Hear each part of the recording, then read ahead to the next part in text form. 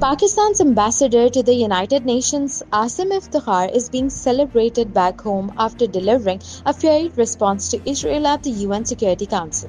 The emergency session was held on Pakistan and Somalia's request after Israel carried out strikes in Qatar, a move condemned by all 15 members of the Council, including the United States, along with Qatar itself. Israel's envoy, Danon, tried to deflect criticism by accusing the Council of double standards.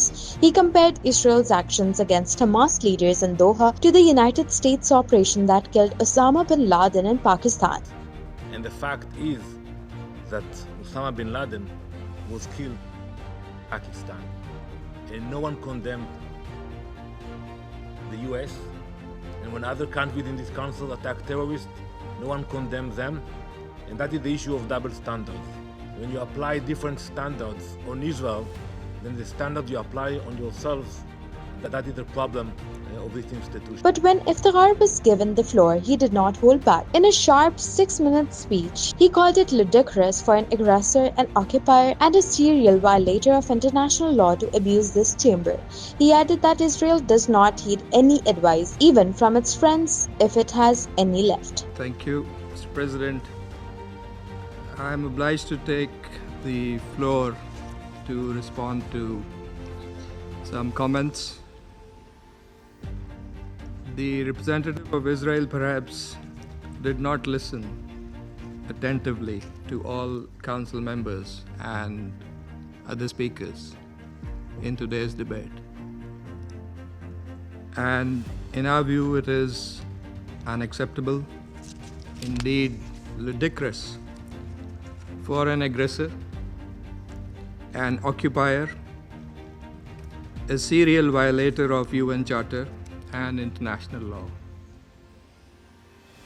that is Israel, to abuse this chamber and disrespect the sanctity of this council. And this is not the first time. And by pointing fingers on others,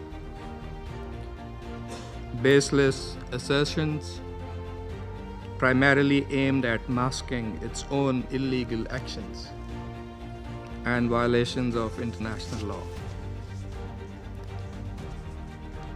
President, but that's not at all surprising.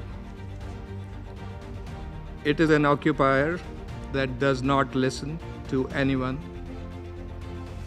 that does not pay heed to any advice, even from its friends, if there are any left,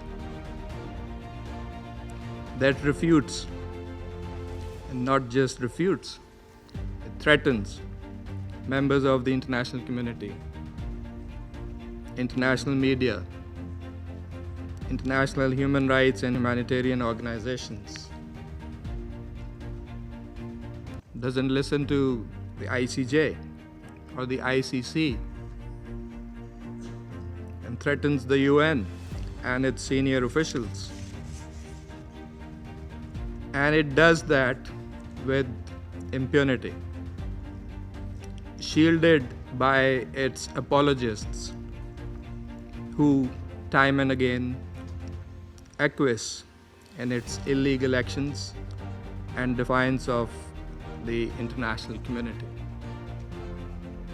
And like all occupiers, despite being the aggressor, it feigns and plays the victim. But today it is totally exposed. President, this council has spent decades discussing the situation in the Middle East and the Palestinian question. Meeting after meeting, we devote hours to this agenda. It is not because of anyone else. It is because of Israel that refuses to vacate its illegal occupation, and that blatantly violates the resolutions of this council. It's because of that we have these discussions. Israel also chose to refer to an unrelated incident and make misleading remarks regarding Pakistan in an effort to justify its own illegal actions and violations of international law. Pakistan's position on that incident has been clearly stated and is publicly available. The international community is well aware of Pakistan's frontline role and sacrifices in the international community's fight against terrorism.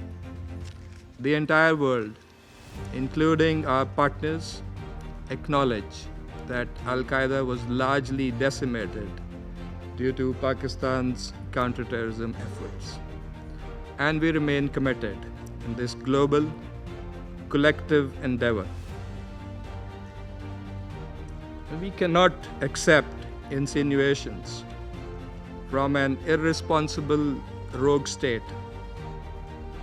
that is, in fact, the perpetrator of worst kind of state terrorism that we are witnessing in Gaza and, in fact, in the occupied Palestinian territories for decades.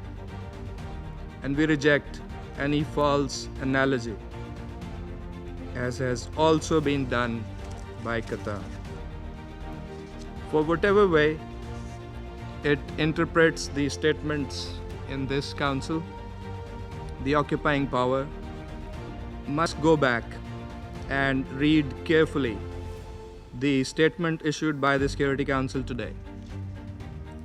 And let me read it out loud here. A statement that normally should have been stronger, but nevertheless has been unanimously adopted by the Council. The members of the Security Council expressed their condemnation of the recent strikes in Doha, the territory of a key mediator, on 9 September. They expressed deep regret at the loss of civilian life. Council members underscored the importance of de-escalation and expressed their solidarity with Qatar.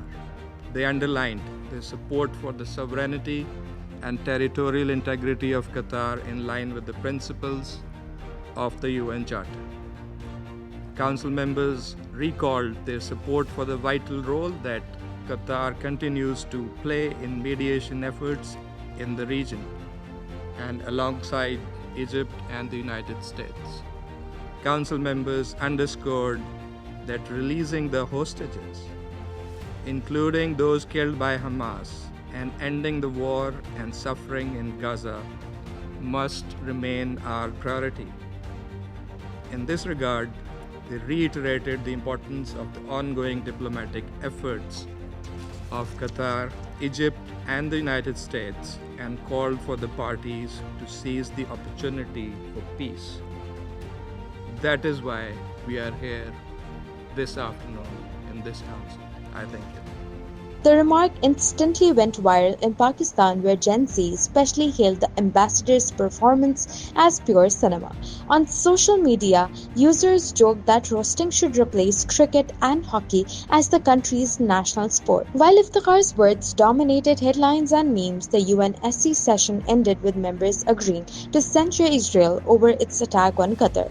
But progress on a ceasefire in Gaza remains elusive. Since October 2023, Israel's offensive has killed more than 64,000 Palestinians. Meanwhile, at the UN General Assembly, a resolution supporting an independent Palestinian state was adopted, with the US and Israel among just 10 countries opposing it. France and the United Kingdom are also expected to recognize Palestine during this session of the UNGA.